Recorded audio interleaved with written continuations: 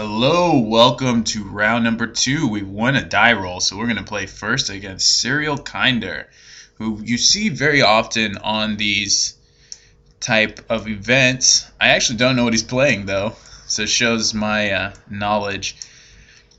We are going to mulligan this one lander on the play. There are far too many high drops. Obviously we only need one land to make this work, but if we don't hit that land we're in trouble. So we are going to mulligan.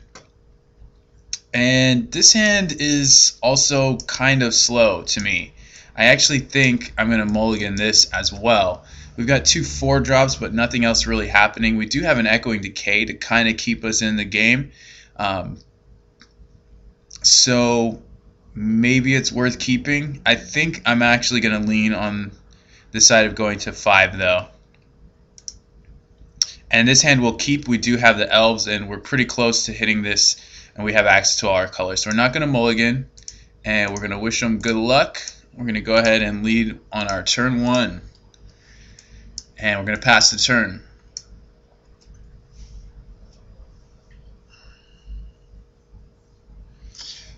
So as I said in the article last week, I do like to mulligan pretty aggressively here. It looks like the Echoing Decay would have been our best chance. I actually think playing the Leech is going to be better than attacking here, because we can start putting him on a very fast clock. So we're going to go ahead and just play the Leech and hope to try and get there. Looks like he is going to be more of the Grixis type version, which is what you see usually these days. And because he's casting a probe, he's either looking for a land or he may somehow be able to go off right here, but I don't think that's actually the case. So we have one dead card. We're basically at 1 card, and he's got a lot of time to decide if he wants to try and go nuts. It seems like that is what he's considering. We do have 4 Echoing Decay in the deck, so we have live draws if he's unable to go off. So he's actually going to go off right now. Let's see what he can do.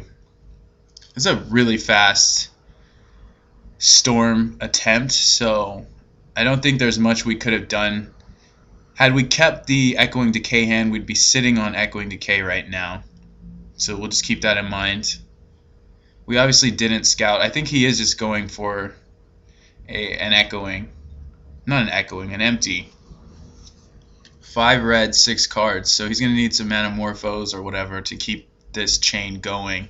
Or a bunch of rituals. Yep. Okay, so we still got some live draws here. This will probably end up just killing us. Unless he has Lotus Petal Bushwhacker, then it is going to just kill us. Okay, so like I said, 4 decays in the deck. Let's do it. Another Leech. So we can... He's got 4, 8, 12 goblins. We can go to 17 and block 2 of them. And then next turn we're blocking 3 more. So we take 10, sorry, we go to 18. We take 10, go to 8. And 2 of them die, so he has 10. Then we block 3 of them, we go to 1. So I think we're going to just play this Leech out and try and... We have, I think, 2 more draw steps to hit. 4, 8, 12. Yeah, so we're going to take 10 and we're going to go to 8. Then we're going to take 7 and go to 1. And he'll have goblins left, obviously. So we really need to hit the decay.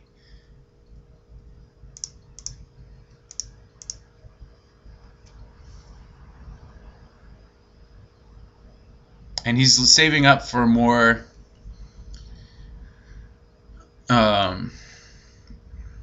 things. We can also Doomblade a guy. So we block 3, Doomblade a guy, and we still go to 1, but he has 1 less guy. The problem is losing elves means that we actually have no outs, because Decay will not be castable. So I think at this point we might just have to, like, attack and just hope he messes up his counter attack. So we could go to 4 and hit him for 8. And then if he messes up the attack, that's not even going to really save us. 1, 2, 3, 4, 5, 6, 7, 8, 9, 10. We go to 7, we have 3 blockers, and if he attacks, we're dead. Well, I really don't think we're going to get him to mess up the attack. But even if he just leaves like one guy back or something, and he knows our hand because we played the forest, but I think we need him to like mess up the attack. Otherwise, we're just going to be dead. Yeah, this is going to put us to 1, so I don't really see us being able to survive. I am going to just go ahead and Doomblade though, because we'll take 6, and we'll take another point from using this, and we'll go to 1. I mean, not a whole lot we can do, but we take out the maximum number of goblins possible. There was really no other way to get around this. We do get to see more of his deck. And he's going to Sign in Blood us. Good game. And yeah, we weren't going to hit. But that's okay. Alright, so for game 2, basically the only thing we're going to do is take out Doomblades and bring in Thermokarst. So we're on a more proactive beatdown still. And we do have a contingency for echoing, or for empty. And we also can slow him down, hopefully. You know, a turn 2 Thermokarst could be good. So we're going to play it like this and hopefully dig our way out of this. So that was actually an instance in where scouting the opponent would have really helped us, because keeping the 6 card hand against him might have been a fair shot. I may have actually still mulliganed it because it was so slow. I'm going to play first game 2. And this hand's keepable. We've got turn 1 Elves, we've got turn 2 either Leech or Karst, and turn 3 Blastoderm if we draw land. So we're not going to mulligan. I think it's keepable. We may actually even Karst him on turn 3 instead, because the Leech will just be faster. But he did go off on turn 2 last turn, so I think we actually are going to Karst him this turn. And hopefully that will do something. We'll have to see. I mean, if he was leaning on that land, then it's actually pretty good for us. So we're just going to play Blastoderm. It's a faster clock. And we can... I mean, he'll be on a very fast clock if he's short lands. I don't know if he will be, but... Okay, he's shortening his own clock here.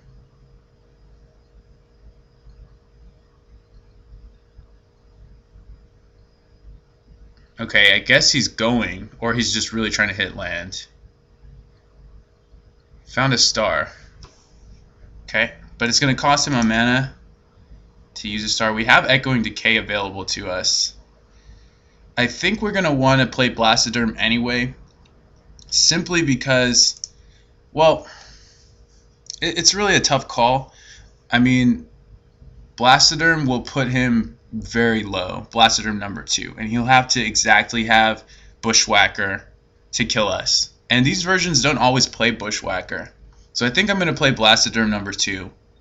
And then from there, we're going to probably face him trying to storm off, because this is really his only chance to use his life total as a resource. Next turn, the reason I played Blastoderm over Leech, A, it's a faster clock, and B, we could draw something like Swamp, or we could draw Borderland Ranger and still be able to leave up Echoing Decay. So here we go.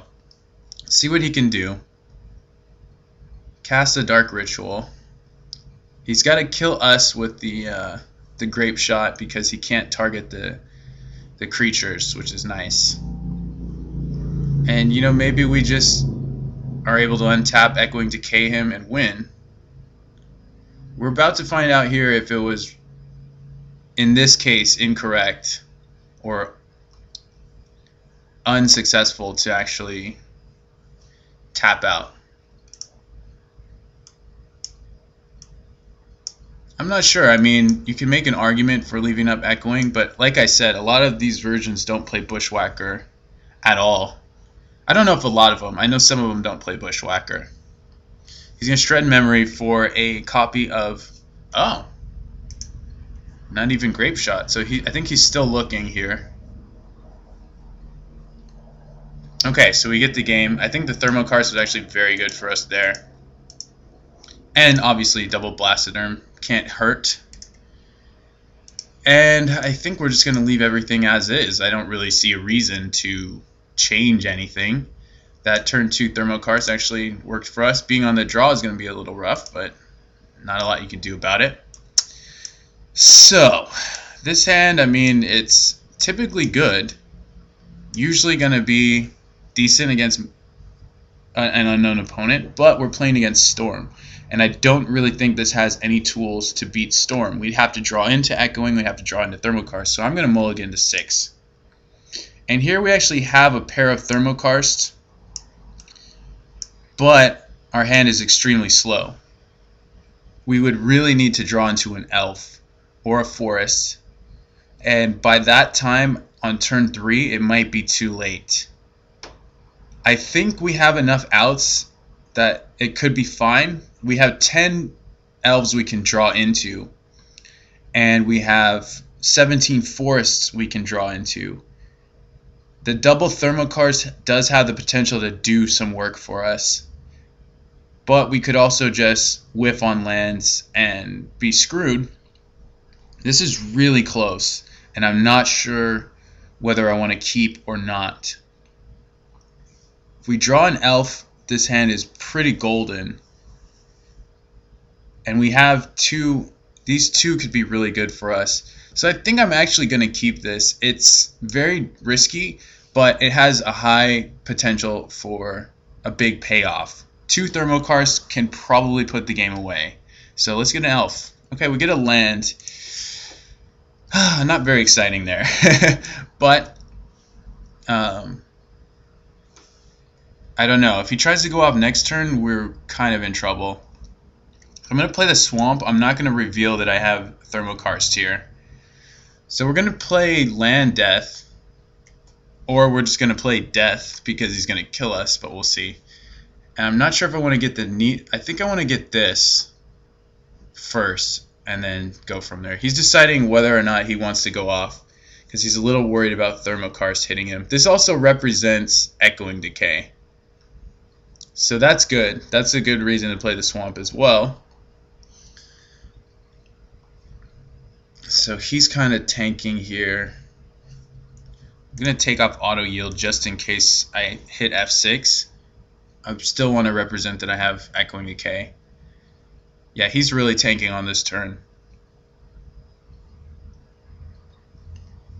Well, we did hit Forest, which was one of the things I was expecting to draw with this hand, but it wasn't the better choice. I mean, hitting the elf would have been so much bigger for us because that needle would be off the table. So I hope he decides not to go off here. There's no pressure on the board. He really doesn't have a reason to go off other than the fact that he thinks he can, or he thinks that we're going to strip mine him, or whatever you want to call it, stone rain him next turn. And yeah, my plan is just to play 2 stone rains in a row and then hope that he whiffs from there. That's really what I'm doing. Which it could happen. We could put him in a situation much like, and he's going off. Ah, that sucks. Okay. Well, what is this? His turn 3, right? Yeah, this hand may have just been too slow. But we'll see. He also might just not get there.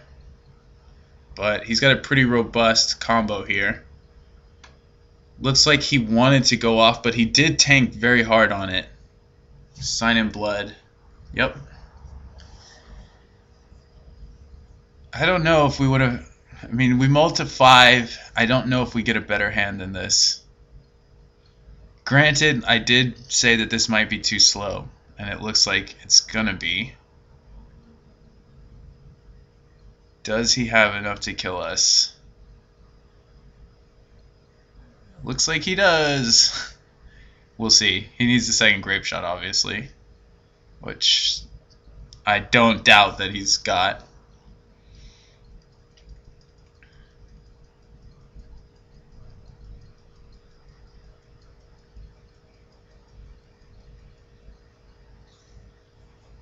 Hooray! Good game. Alright, so we're going 1-1. I don't know if we would have, if we made the right choice to keep this hand or not. So please let me know what you think. We're not going to end up coming out on top this one. I don't know how good this matchup is either, because we don't have a lot to interact with this card. But regardless, I hope you guys enjoyed watching, and we'll come back for round number 3.